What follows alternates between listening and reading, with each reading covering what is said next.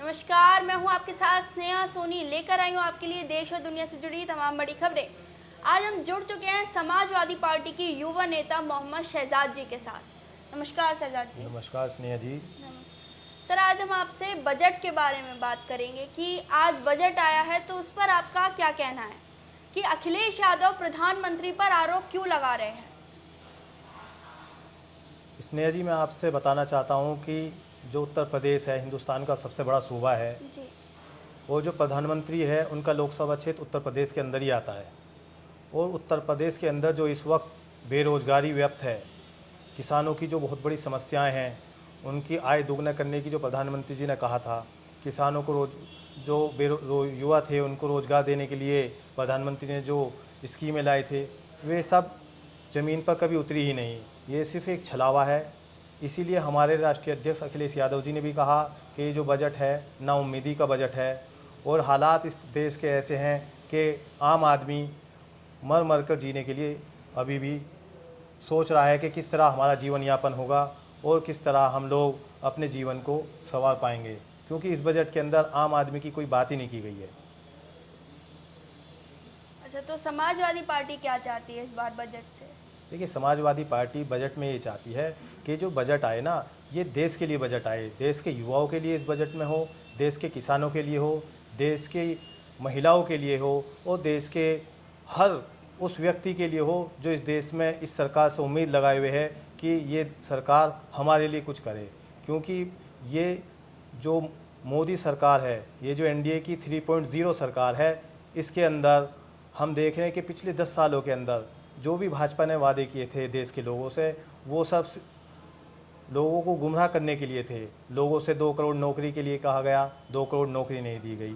लोगों को कहा गया कि हम 15 लाख रुपए हर व्यक्ति के अकाउंट में डालेंगे, लेकिन किसी को भी 15 लाख रुपए नहीं दिए गए, जो सब जुमले साबित हुए। तो आप सोच सकती हैं कि जब बजट के अंदर जो बजट होता है, ये देश का बजट होता है, लेकिन इस वक्त भाजपा सरकार ने क्या किया, ये बजट जो है अपनी सरकार बचाने के लिए बजट आया है, ना कि ये देश का बजट है। आपने जेडीएस को दे दिया कि आप विशेष राज्य का दर्जा, जो जेडीएस की मांग थी कि विशेष राज्य का दर्जा दिया जाए, टीडीएस की मांग थी कि विशेष राज्य का दर्जा दिया जाए, लेकिन भाजपा ने ये न करते हुए उन्हें एक विशेष पैकेज दे दिया।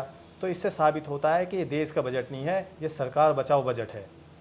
लेकिन सर, मेरा आपसे सवाल है कि टीएमसी नेता शत्रुघ्न सिन्हा इस बजट से काफ़ी ज़्यादा खुश हैं। क्या आप बता सकते हैं उनकी खुशी की वजह क्या है। नहीं, शत्रुघ्न सिन्हा जी एक बड़े पुराने नेता हैं और वो हर चीज़ देश के हालातों से वाकिफ़ हैं। वो इस बजट से खुश नहीं हैं, वो कटाक्ष कर रहे हैं इस बजट पर, हंस रहे हैं वो इस बजट पर कि ये बजट भी पिछले बजटों की तरह एक जुमला ही साबित होगा, ये धरातल पर नहीं उतर पाएगा। क्योंकि जो भाजपा की सरकार है, इस देश की सरकार है, वो सिर्फ जुमलेबाजों की सरकार है। वो सिर्फ बजट में लोगों के लिए नई नई घोषणाएं करती है, देश के लोगों के लिए नई नई घोषणाएं करती है, लेकिन वो कभी भी ज़मीन पे नहीं आती। आप एग्जाम्पल ले सकते हैं युवाओं को रोज़गार देने का, जो कहा था कि भाई हम हर साल 2 करोड़ युवाओं को रोज़गार देंगे, लेकिन आप देखिए उसके बदले में क्या दिया गया। एक अग्निवीर लेकर आई ये सरकार, सिर्फ उसमें 4 साल का रोज़गार की बात की गई है। 4 साल बाद वो युवा कहाँ जाएंगे, उनका जो सारा स्टेमिना है, सारा जो युवावस्था है, वो उस 4 साल में ही ये सरकार उसको ख़राब कर देगी। उसके बाद फिर वो जो युवा हैं वो लोग कहाँ जाएंगे, उनको एक टेम्परेरी रोज़गार की व्यवस्था ये सरकार कर रही है। इस सरकार ने इस बजट के अंदर कहा कि भाई जो भी युवा हैं, जो बेरोज़गार हैं, उनको हम एक स्टाइपेंड देंगे, लेकिन वो 1 साल के लिए। उससे युवाओं को रोज़गार नहीं मिलेगा, उससे युवा जो हैं और उनके हालात और बिगड़ जाएंगे। आप उनको 1 साल तक अपनी तरफ से स्टाइपेंड देंगे, लेकिन उसके बाद वो जो युवा हैं उनको वो रोज़गार मांगेंगे, कहाँ से रोज़गार लेकर आएंगे आप। जी सर, मैं आपसे ये पूछना चाहती हूँ कि अखिलेश यादव जी जनता से बड़े बड़े वादे करते घूमते हैं, क्या अगर आपको क्या लगता है अगर वो प्रधानमंत्री होते तो बजट कैसा होता। बहुत अच्छा सवाल है। और आने वाले वक्त में देश देखेगा कि अखिलेश यादव जी ही देश के आने वाले प्रधानमंत्री होंगे। और आपने देखा होगा जब उत्तर प्रदेश के अंदर अखिलेश यादव जी की सरकार थी और इस उत्तर प्रदेश के वो मुखिया थे, उत्तर प्रदेश के मुख्यमंत्री थे, उन्होंने 2012 से 17 के अंदर उत्तर प्रदेश के हर ज़िले के अंदर विकास किया।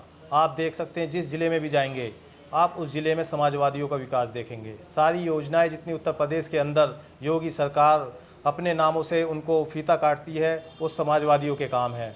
आप एलिवेटेड रोड की बात कर सकते हैं, आप मेट्रो की बात कर सकते हैं, नोएडा के अंदर, लखनऊ के अंदर, जितने भी उत्तर प्रदेश के बड़े बड़े शहर हैं उनके अंदर अस्पतालों का निर्माण हो या सड़कों का निर्माण हो, या उत्तर प्रदेश के अंदर जो सबसे कम समय में बनाया गया एक्सप्रेसवे, जो आगरा से लखनऊ एक्सप्रेसवे बनाया गया है, उसकी बात हो। आप देखिए, ये सरकार अपने जो जहाज़ हैं, आज हम उस पर जो लखनऊ एक्सप्रेसवे हैं उस पर उतार सकते हैं। ये समाजवादियों का दिया गया एक्सप्रेसवे, ऐसे एक्सप्रेसवे को हमने बनाया है। तो आप सोच सकते हैं, जब हम 5 साल के एक छोटे से कार्यकाल के अंदर एक सूबे के अंदर, जो हिंदुस्तान का सबसे बड़ा सूबा है, उसके अंदर अब हमने विकास करके दिखाया, तो जब हमारे देश के प्रधानमंत्री अखिलेश यादव जी होंगे तो देश के अंदर भी इसी तरीके से विकास की झड़ी लगा देंगे। सर, लेकिन हमारी जनता, आजकल की लड़कियां कहती हैं कि जब से योगी सरकार आई है तब से हम सेफ हैं, हम रात में कभी भी किसी भी वक्त बाहर निकल सकते हैं, पहले ऐसा नहीं था। इस पे आपका क्या कहना है? देखिए, योगी जी जो हैं, योगी जी जो देश के हालात हैं, उत्तर प्रदेश के हालात हैं, उनसे अनभिज्ञ हैं। वो अपने जो उनका कार्यालय है वो उससे बाहर ही नहीं निकलते कि प्रदेश के अंदर क्या स्थिति है, क्या हो रहा है। आप देख सकती हैं, आए दिन महिलाओं के साथ कितनी घटनाएं घट रही हैं। आप देख सकती हैं कि रोज़ाना बलात्कार की घटनाएं हो रही हैं उत्तर प्रदेश के अंदर, रोज़ाना महिलाओं के साथ छेड़छाड़ की घटनाएं बढ़ती जा रही हैं, रोज़ाना महिलाओं की हत्याओं की घटनाएं बढ़ती जा रही हैं। तो आप देख सकते हैं, बहुत सारी बड़ी बड़ी घटनाएं महिलाओं के साथ उत्तर प्रदेश के अंदर हुई हैं। तो आप योगी जी कैसे कह सकते हैं कि उत्तर प्रदेश की इस सरकार में, उत्तर प्रदेश की सरकार में महिलाएं सेफ हैं? मोहम्मद शहजाद जी, हमें आपसे बात करके बहुत अच्छा लगा, आपसे जानकारी मिली, हमारी जनता को आपसे जानकारी मिली, तो यही हम आपसे विदाई चाहते हैं। बहुत बहुत नमस्कार जी। शुक्रिया स्नेहा जी, बहुत बहुत शुक्रिया।